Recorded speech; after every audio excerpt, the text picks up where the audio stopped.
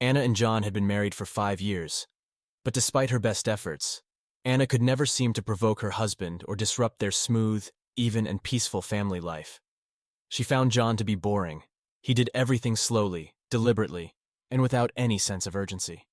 Even when Anna tried to start an argument, John would find a way to agree with her, immediately diffusing the conflict because Anna was left with no counter-arguments. John was chivalrous, and often surprised Anna with inexpensive but beautiful trinkets and jewelry. He was intelligent and handsome, but his complete avoidance of conflict sometimes appalled her. When they went shopping for clothes, he always deferred to her taste, saying he trusted her judgment completely. Around the house, John took care of all the traditionally masculine heavy lifting and tasks. He carried all the heavy loads, not allowing Anna to bear anything weightier than her purse. When she offered to help, he would just smile and say, "Carry me, dear." This frustrated her, as it seemed John was taking on an unfair burden. He never complained or chided Anna for sometimes staying up working on the computer well past midnight. Anna's friends often remarked that John seemed rather inhibited. At social gatherings, he refrained from getting involved in debates or arguments. When he did speak up to share a story, he spoke so cryptically that many people frankly started yawning out of boredom. John's one small saving grace was his repertoire of jokes, but since he told them without any crude language or vulgar subject matter, not everyone found them amusing. With Anna's friends, John was always exceedingly polite, but he made it clear he kept them at arm's length. He refused to dance with any of them, claiming that he had promised all his dances to his wife. His friends didn't appreciate this uprightness and constantly teased Anna, asking when she was going to put a leash on him. No matter what tactics Anna used to try to fluster her husband, even deliberately staying out late at her friends' houses, he remained unperturbed. It was as if he could sense her intentions and knew everything she was up to. She couldn't even manage to take offense at him. Finally, Anna devised what she thought was a foolproof way to get a rise out of John. After much deliberation, she decided to embark on an affair with a colleague from work. During their trysts, she would try to imagine how her husband would react when he found out. She desperately wanted to see him get angry and pound his fist on the table like a real man.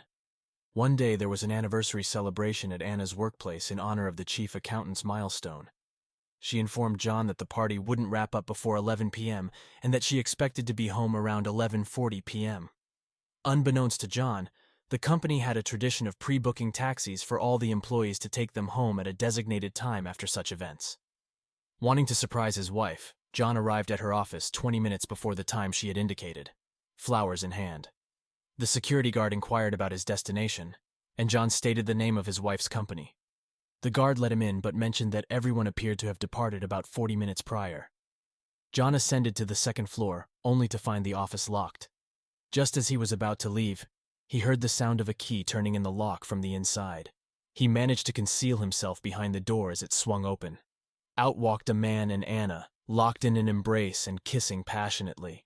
Overcome with rage, John threw the bouquet to the ground. He grabbed the man's arm, yanking him away from Anna, and swiftly delivered punches to the man's stomach, jaw, and nose in rapid succession. The man let out a gasp and crumpled to the floor, blood gushing from his nose. Anna initially screamed, then asked in shocked surprise, "John, you know how to fight?"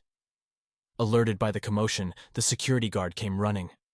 Upon seeing the man lying on the ground covered in blood, he immediately called for the police and an ambulance. John forcefully led Anna outside, hailed the first passing car, and they returned home. Once back at the house, John curtly and sternly instructed Anna, "Don't tell anyone." In the end, John received a sentence of 3 years probation and was ordered to pay compensation for the moral damages, dislocated jaw, and broken nose he inflicted on the man. Neither John nor their mutual friends could comprehend why Anna had been so intent on angering her husband at all costs. But the most surprising development was that the very same girlfriends who had previously disparaged John as a henpecked pushover suddenly expressed interest in him upon learning about the incident, even before the divorce was finalized. They declared that Anna was a fool for throwing away such a catch, claiming they had only been joking around before and that she had taken their jabs too seriously. Initially, Anna made attempts to reconcile with John, but eventually gave up. She rented an apartment in a different neighborhood and found a new job.